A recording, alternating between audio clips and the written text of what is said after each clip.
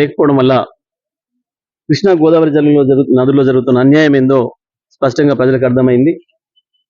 కృష్ణా మీద ఉన్న ప్రాజెక్టులను తీసుకుపోయి కాంగ్రెస్ ప్రభుత్వం రేవంత్ రెడ్డి మోడీతో లాలుచిపడి ఏ రకంగా కేఆర్ఎంబీకి అప్పచెప్పే ప్రయత్నం చేసిండో దాన్ని మళ్ళీ కేసీఆర్ బయటకు వచ్చి యుద్ధం చేస్తే తప్ప, నల్లగొండలో సభ పెట్టి యుద్ధం ప్రకటిస్తే తప్ప ప్రభుత్వం దిగిరాలేదు.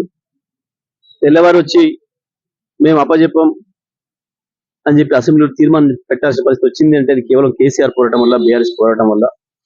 ఇంకొక వైపు గోదావరి పైన మోడీ కుట్ర చేస్తున్నాడు. తెలంగాణకు జీవధార శాశ్వతంగా తెలంగాణ బతికిచ్చేది గోదావరినే. అందుకే కేసీఆర్ గారు కాళేశ్వరం దగ్గర ప్రాజెక్టు కట్టి 3 టీఎంసీలను రోజు ఎత్తిపోసి తెలంగాణ ఎటువంటి కరువు వచ్చినా 2 పంటలకు నీళ్ళు ఇవ్వగలిగిన పరిస్థితుల్లో ఇవాళ తయారు చేసి పెడితే, ఇప్పుడు వచ్చిన ప్రభుత్వం చిన్నపాటి కరువుకే నీళ్ళు ఇవ్వలేక వెల్లెలకలబడ్డది. 10 లక్షల ఎకరాల పైగా రైతుల పొలాలు ఎండబెట్టి నాశనం చేసింది. ఇంకొక వైపు మోడీ కుట్ర కూడా ప్రారంభమైంది. గోదావరి జిల్లాలు తీసుకుపోయి కావేరీలో కలుపుతా అని చెప్పి, కర్ణాటకకు తమిళనాడు తీసుకుపోతా అని చెప్పి కుట్రను మొదలు పెట్టిండు. మరి ఇవన్నీ ఆగాలంటే, వీటికి వ్యతిరేకంగా కొట్లాడాలంటే కేసీఆర్ గారికి బలం ఇవ్వాల్సిన అవసరం ఉంది.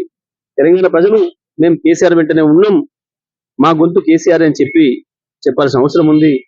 దాని కొరకు ఇవాళ కేసీఆర్ గారు పెట్టిన అభ్యర్థుల్ని గెలిపించడం ద్వారానే అది సాధ్యమవుతుంది.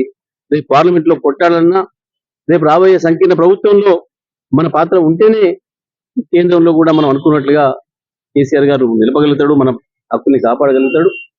మరి అందుకని తప్పకుండా బీఆర్ఎస్ పార్టీ అభ్యర్థులు గెలిపించండి, కేసీఆర్ ని బలోపేతం చేయండి.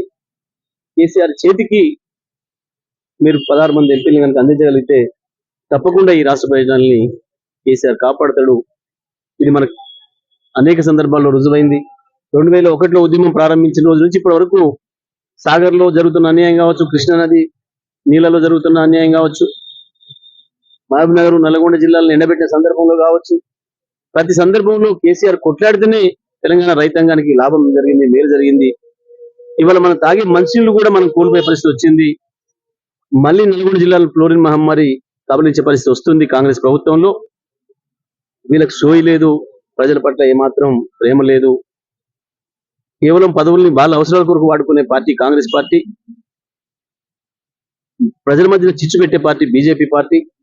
ఈ 2 పార్టీలు అసలు సమస్యలు పక్కదారి పట్టించి, ప్రజల ఆకలి సమస్యలు పక్కదారి పట్టించి, వ్యవసాయం సమస్యలు పక్కదారి పట్టించి, రైతుల సమస్యలు పక్కదారి పట్టించి, లేని వాటిని సృష్టించి వాటి చుట్టూ తిప్పి ప్రజలు గోల్మాల్ చేసే ప్రయత్నం చేస్తున్నారు.